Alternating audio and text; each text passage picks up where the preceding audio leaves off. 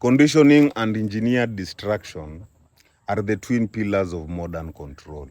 You know, conditioning shapes how we think, how we feel, and even how we behave, often without our awareness. While distraction ensures that we never pause long enough to question the programming. You know, together, they form a psychological loop that keeps people predictable. It keeps people passive and easily influenced by external systems, be it political, economic, or even cultural. You know, conditioning begins the moment we are born. Through repetition and reinforcement, society trains us to fit into established systems, from education and religion to media and consumer culture. We are taught what to believe before we learn how to think.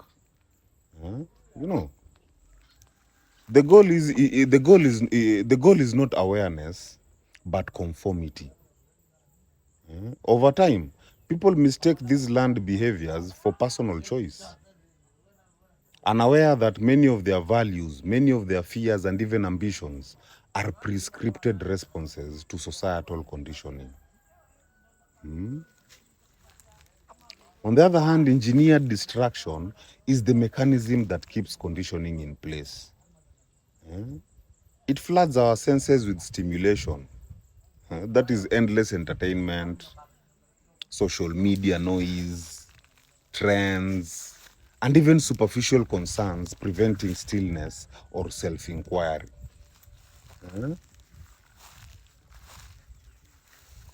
When the mind is constantly reacting, it cannot reflect.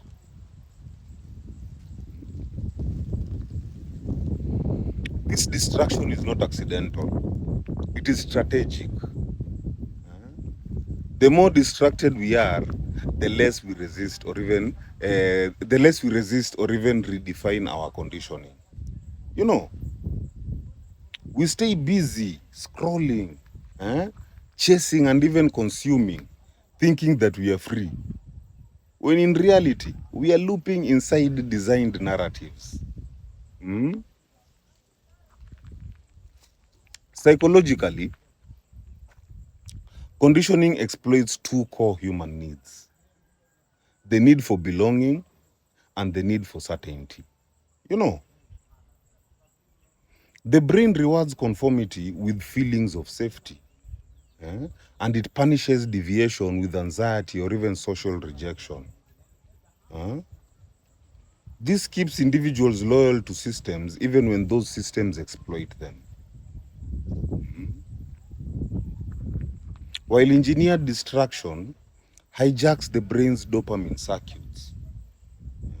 Every notification, every like, or even click provides a micro reward, you know, that is conditioning people into compulsive engagement.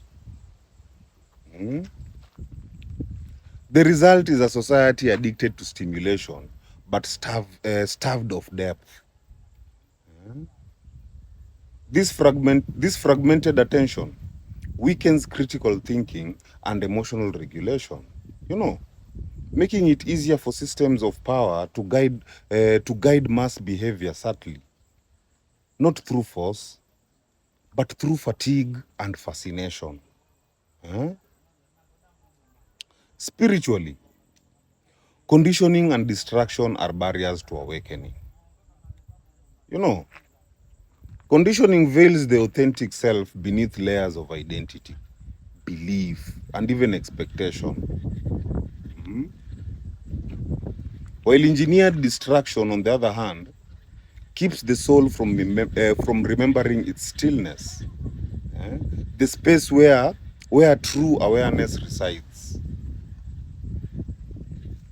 The spiritual path, therefore, is not of conditioning and detoxing attention. It requires silence, reflection, and disconnection from constant noise. You know, in this stillness, one begins to see not only how they were shaped, but also how they were before the shaping began.